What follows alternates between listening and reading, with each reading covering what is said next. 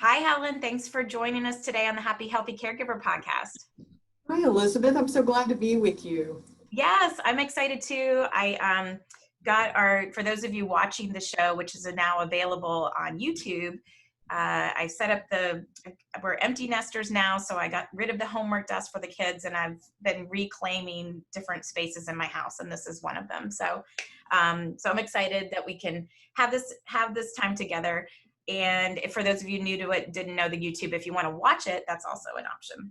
So we pull something always, Helen, to get us going with inspiration, just to get us in a good mindset from the Happy Healthy Caregiver jar, and which is just a collection of stuff that I've collected over the years. And if people don't want the jar, there's PDFs of the quotes are also available. So I'll link to that in the show notes page.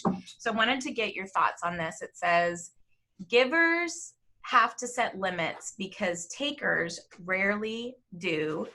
And that's a quote by, I think she's a UK advice columnist. Her name's Irma Kurtz. So givers have to set limits because takers rarely do. Anything you want to add to that? Yeah. Well, working as a hospice nurse, we always talk about healthy professional boundaries. And for any caregiver, regardless of whether it's a paid caregiver or a personal caregiver, you have to set those boundaries because it's sort of trite. I think people say it a lot these days, but you can't pour from an empty cup, right? Sort of pay yourself first, put the oxygen mask on first, because if you run out of steam because you haven't set these boundaries by using the special word no, then when it comes time to it, not only do you have a person who needs care, you also have a caregiver that needs care. So, that's a good one. Yeah, I think it is a good reminder that we nobody's going to look out for our own health and happiness the way that we can personally. So it's a good reminder, Well, for those of you who have not met Helen before, tell us a little bit about your caregiving experience, Helen. So I've been a professional caregiver for 30 years. I'm a registered nurse. And for the last 10, I've been a hospice and palliative care certified nurse.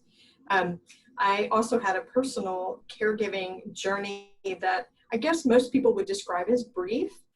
Came on very suddenly. It was for a family friend and sort of unexpectedly, an overnight type thing. And she was critically ill. And so I was thrust into this 2 or 3 month hospice caregiving journey that was very intense. And I learned a lot as I went along, even as a nurse working in the profession.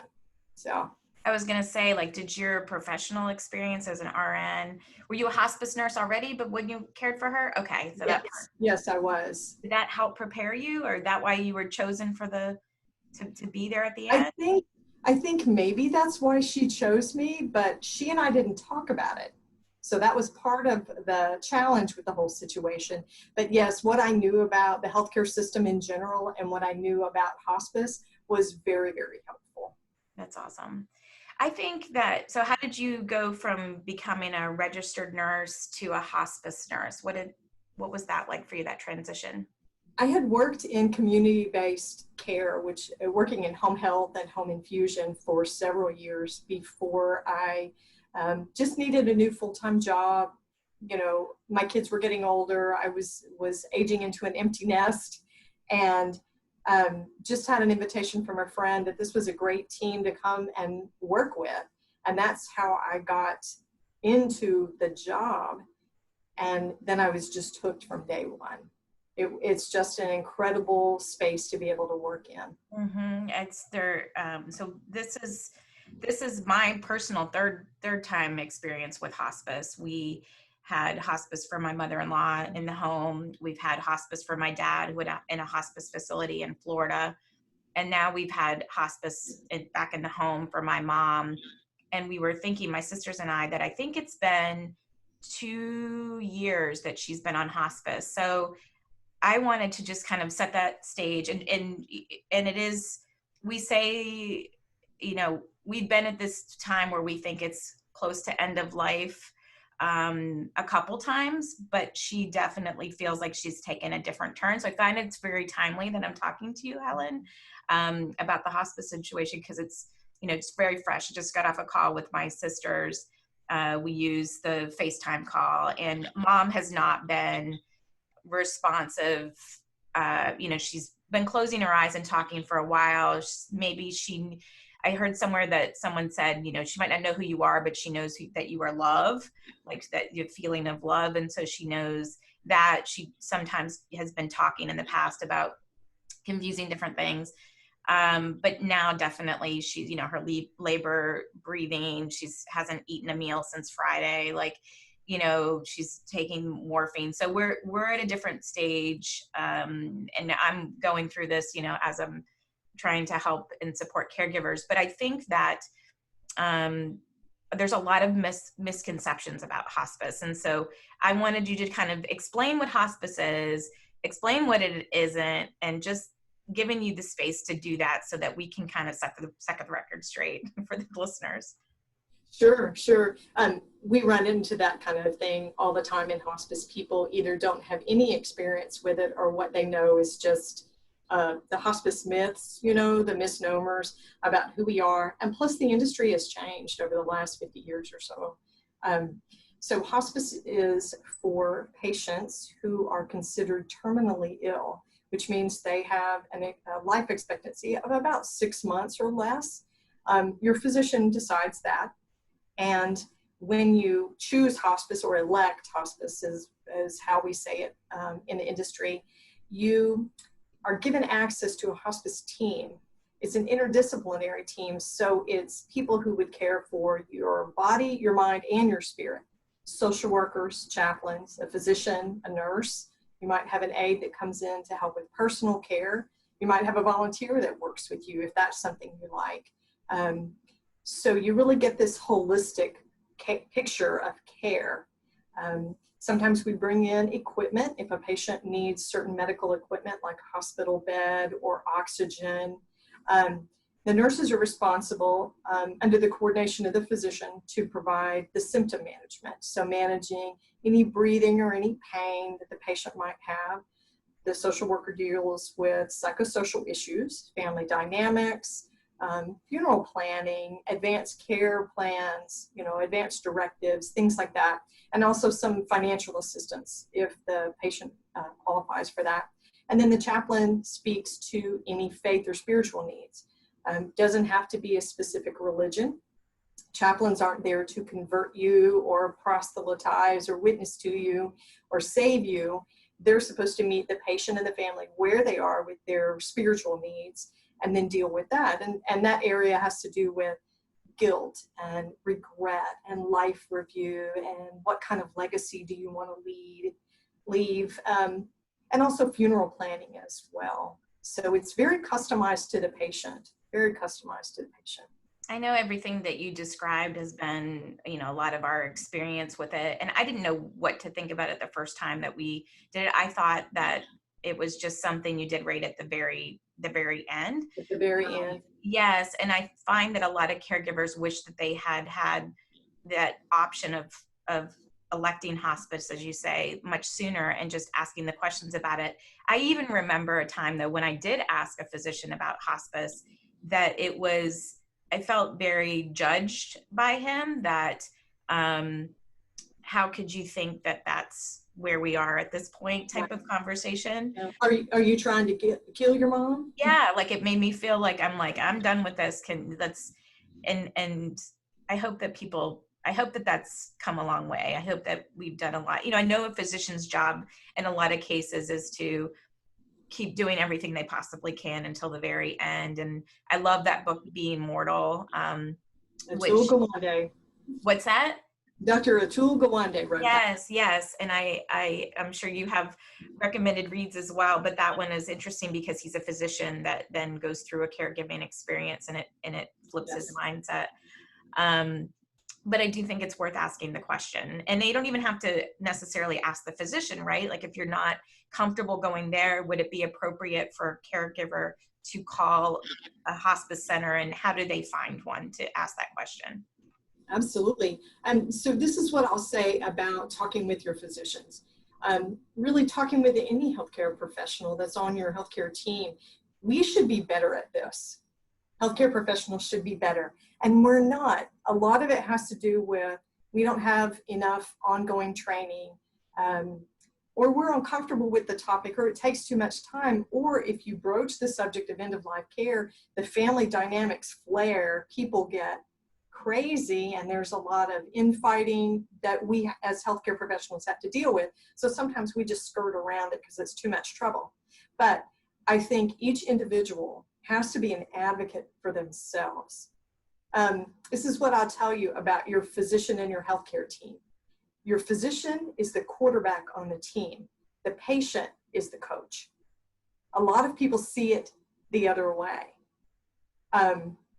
So we get to make decisions for ourselves. I think you need to say that one again, Helen, one more time. Yeah, so the patient is the coach.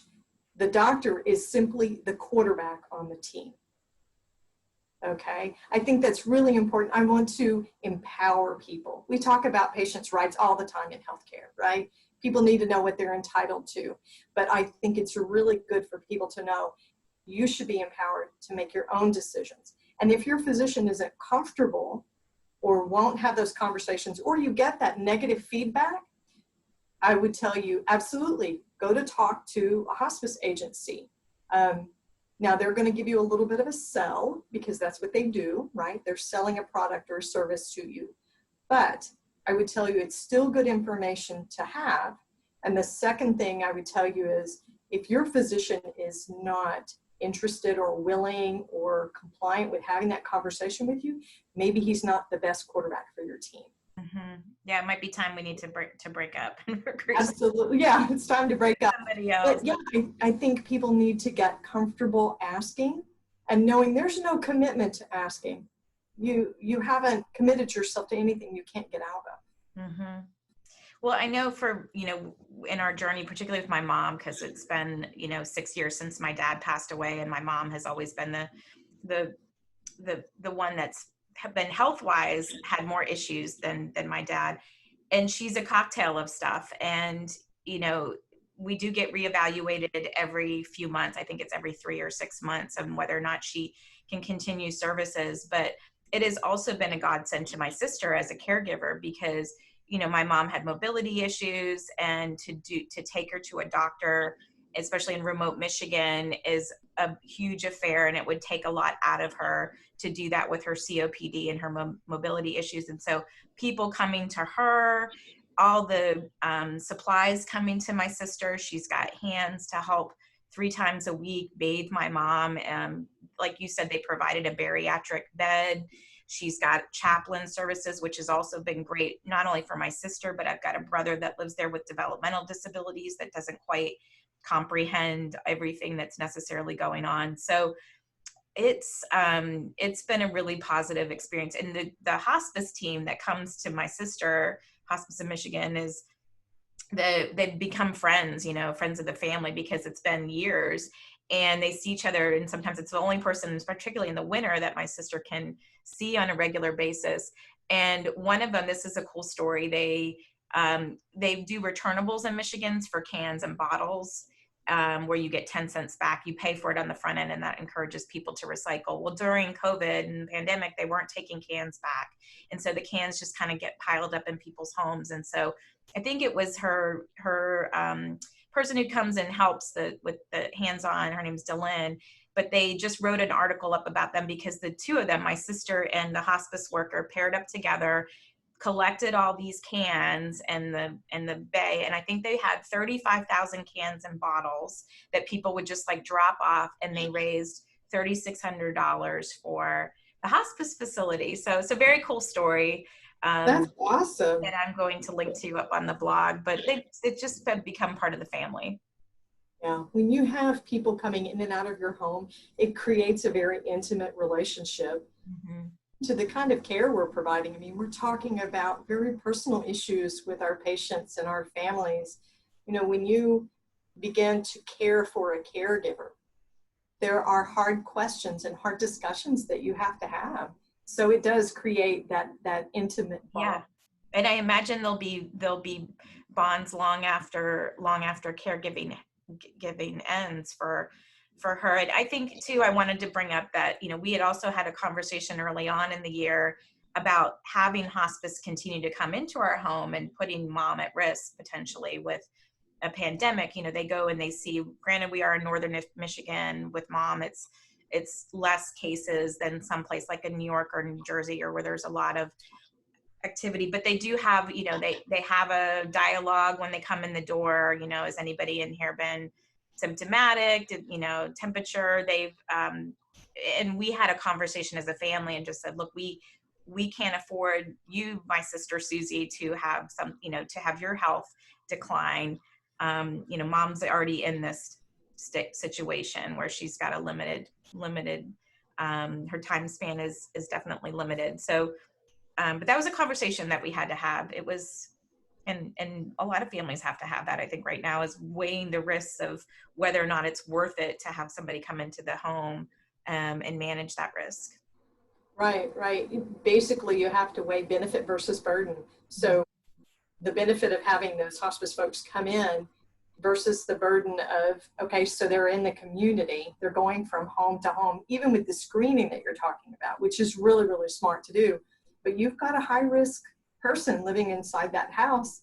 And then really your sister has so much at stake, even if she's not a high risk physically for the virus.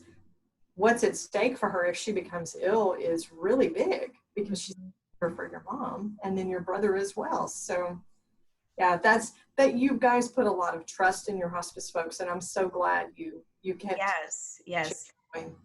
Do you find that in a hospice situation that a lot of caregivers, after caregiving ends for them, become helpers with hospice or volunteers or pursue a career with hospice? Is that a common path you see? It is not, I wouldn't say so much the career path, although I have seen that with nurses, some who have had a hospice experience themselves. But yes, a lot of volunteering. So hospice is required by regulation to have 5% of their patient care hours come from volunteers. Really special aspects of hospice. I don't know any other section of healthcare that does that in the United States. So our volunteers are just people in the community that have a heart for serving their friends and their fellow residents in their area. And they go in and they provide just all kinds of different things, that maybe music and just companionship or housekeeping, things like that the hospice team can't do. And so people that have had a hospice experience and realize the value of the team and the service and the volunteering often will come back and say, you know what, I really feel like this is something I'm led to do because I benefited from it. We usually ask hospice volunteers to wait a year after their own personal loss, because it can be really overwhelming to carry your own personal grief into that role as a volunteer, and it can cause some volatile situations. It's not best for the volunteer or the patient. I could see that. It's, you know, there was a volunteer that stuck out to me, and it's been over 6 years since my dad passed, and he was only in a hospice facility for a week, if that. And there was an older, short gentleman named Sonny, and I'll never forget, like, what an interesting name for a hospice volunteer to have the name Sonny. And so, but yeah, he was literally a ray of sunshine for my family. So it was and we ended up, you know, when we had to go through mom and dad's things in Florida, their place, they had a thrift store or something where they were raising money for their hospice. And so that was a way that we could give back, and you know, without monetary, but in things that they could then sell that had a monetary lift for them. So that's another rate. And I'll link, I think, is it hospicefoundation.org has volunteer information. We can link to that in the show notes.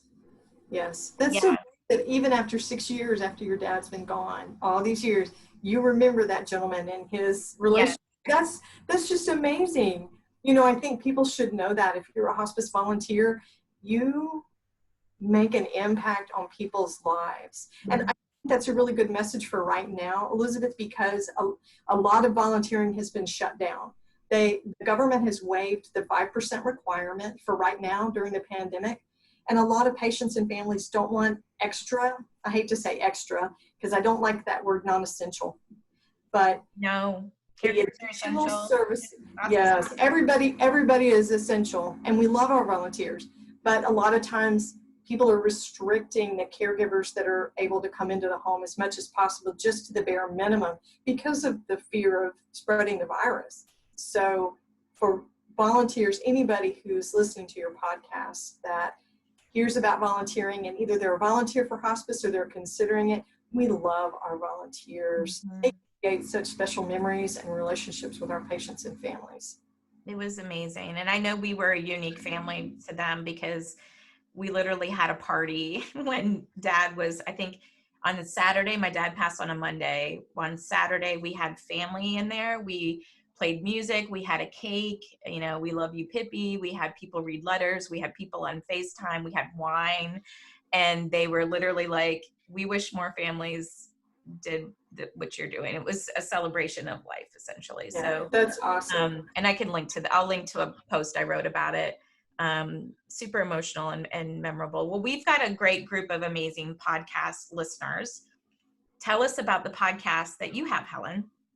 So I am the co-host of the Heart of Hospice podcast. We are, I guess we're like the great grandparents of podcasters. We've been going for 4 years, which is pretty old for podcasters these days. I have a co-host who is actually a spiritual counselor in hospice. So we sort of have our own little interdisciplinary team. He provides the psychosocial and the spiritual aspect. And we talk with different clinical experts. The whole idea for the podcast came from that one phrase. You made mention of it earlier. I wish we had known about this sooner. We got so tired of hearing people say that. So we thought, okay, how can we make it accessible? How can we make it cost effective? Because people are tight for money. People are tight for time. If you need to listen to something at 2:00 in the morning, you need information about hospice. How can you get it? Podcast is on demand. It's perfect. So we started talking about caregiving and advanced care planning and hospice 101. We just want people to have good, accurate, timely, accessible, affordable information about end-of-life care. So that's how it got started, and it's been going strong ever since. We've got a website that goes with it, and it's expanding, and it's been exciting to do it. That's awesome. Yeah, I have listened to some of the episodes, and I know I think the most recent one was the self-care accountability partner, because we are in some challenging times right now, and so I love that you address the self-care thing. You've got their nuggets of information. How to do it remotely. Mm-hmm. Yeah, which is a challenge. It really is. Yes, it is a challenge. And then I did checked out your website, and I saw those self-care blog posts, and I pulled a quote out of it that I loved. You said, self-care is the pep talk you give yourself when you brush your teeth in the morning. It's the lullaby you sing to yourself at night. It's naming your blessings out loud when you're too tired to think. Yeah, that's a new thing that I actually started doing for myself is when I take a shower at night, I count my blessings, which I'm super tired at night. I'm definitely a morning person. So at night when I get into the shower, I get my hair wet, I start naming things, and it doesn't have to be anything big like I won the Pulitzer Prize today. It's not like that. I have warm water, I have clean pajamas, I have a bed, my home is safe, my family's healthy, things like that. I had a healthy dinner, just anything like that. And it's a way of, offloading and sort of decompressing. It's just a ritual I created for myself. It's great. I mean, I think any of those daily rituals that you can put in that are small, I think that people have a misconception about self-care, and that it has to be, we think of physical, I think initially, and maybe even emotional, but there's other kinds of self-care too. Like, what would be an example you think of spiritual self-care? With the one that you provided, or do you have another one? Oh gosh, gratitude is a big one. And the reason I go back to gratitude when I think about self-care for the spirit is because it's so easy to do. Time investment, you can do it when you're taking out the trash or folding the laundry. you know, make a gratitude list. Or if you call somebody, so say you're my sister and I call you and I say, hey, Elizabeth, do a gratitude list with me, which is funny because my sister's name is actually Elizabeth. And I have done that with her. I've done it with my mom. You know, she's isolated because of the pandemic. So I think doing a gratitude list, writing it down, you know, the analog style, writing it, you know, you can't write without thinking about things. Somebody told me that the other day. You can talk without thinking, but you can't write without thinking. So sometimes making a gratitude list is a good way to just call it to mind. It doesn't have to be a big time investment, but I think that's a great one for the spirit. That one never wears out. It's a good one. And you're attracting more of that. I love that you do it with, I'm gonna have to start that with my call. Sometimes I ask the question, I work out with a small group of people twice a week, and one of our questions we always ask is, what's something good that's happened to you this week? You know, and so we kind of set our mindset into that instead of just spiraling down a you know, a path that can be a bit exhausting. So we want it to be kind of an uplifting experience. Working out can be spiritual if you're working out with the right people and you're talking about the right things and really lifting each other up. I think you can lift more than just weights. You can lift each other up. You are training as a therapy dog, I think. How did that come about? Oh my gosh. So that has been a retirement bucket list item for me for a long time. And I'm almost 55, nowhere near retirement, obviously. But I thought, you know what? Working in hospice makes you aware of what people are regretful for at the end of their lives. You know, what did they miss out on? And I didn't want to miss out on this. I wanted to have the energy and I wanted to be able to have time with him. So I decided to make a financial investment. I saved up birthday and Christmas money, and I got an 8-week-old golden doodle puppy. And it's so funny, Elizabeth. His name is Sunny. That's awesome. I know. And I did that on purpose. I named him Sunny, Sunny, because we're going to, hopefully, if he trains well, we'll go through a certified therapy animal class, and I want to volunteer with hospice patients.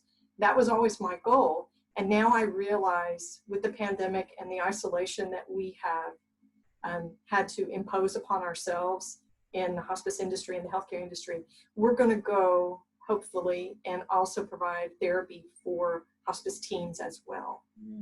Because I think just about everybody could use a little bit of his sunshine these days. Yes, Sunny, go do your thing. I didn't realize, so how do you get involved in the self-care therapy? Is there an organization or is there something, you know, that you're following?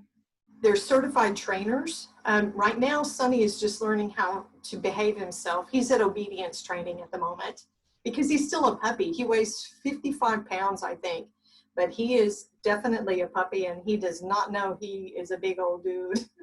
So he's at obedience training. He's learning that. And then we'll work with a certified therapy animal trainer. I haven't found one yet. You know, things have sort of been put off due to the pandemic.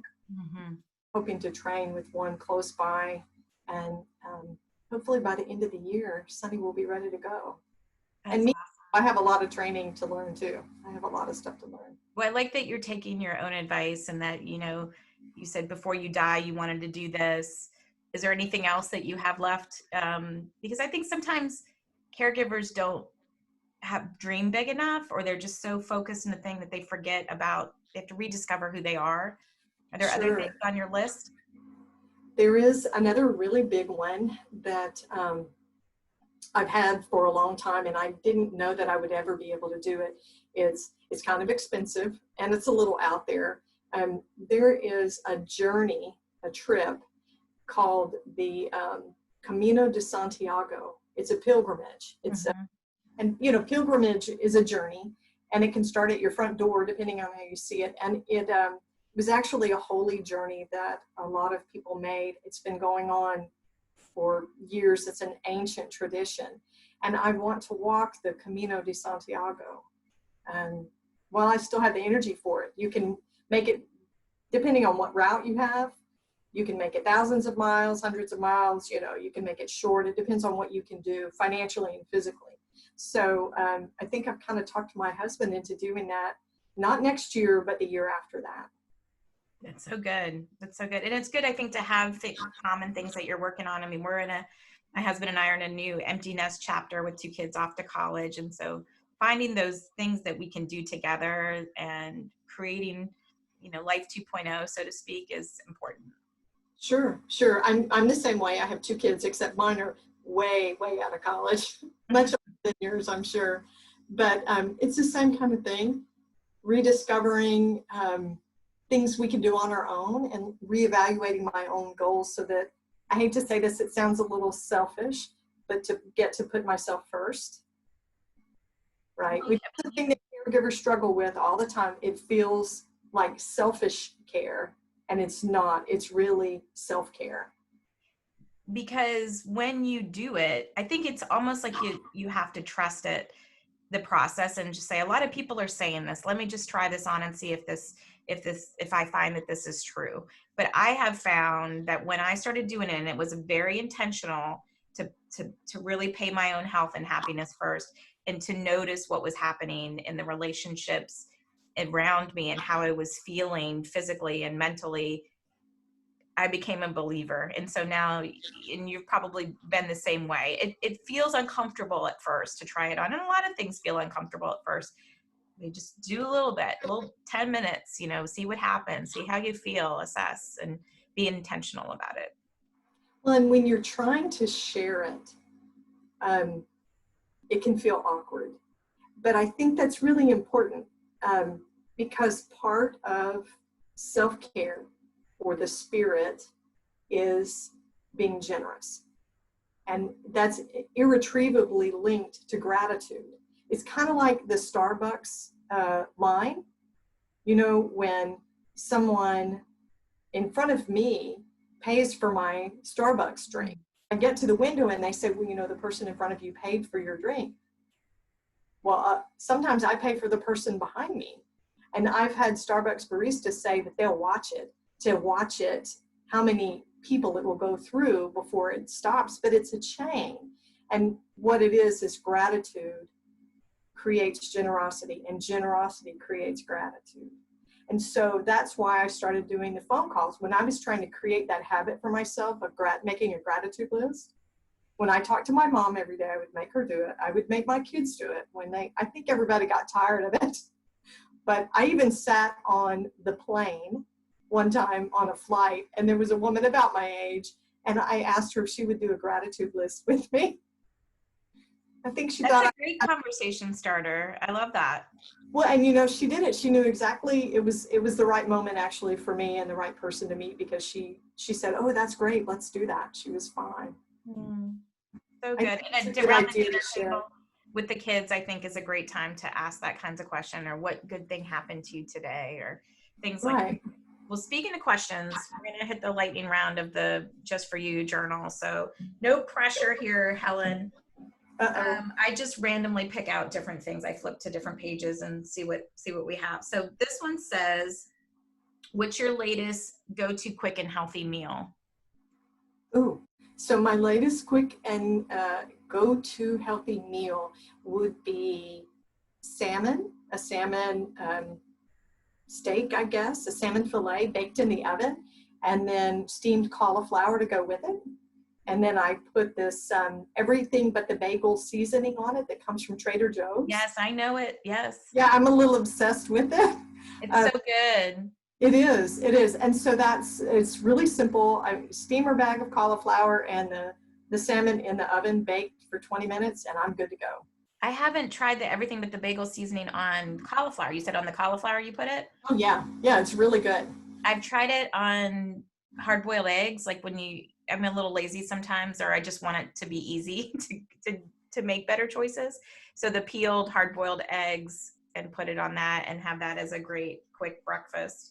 That's what I had for breakfast this morning. Yes. That's what I ate. Yeah. Yeah.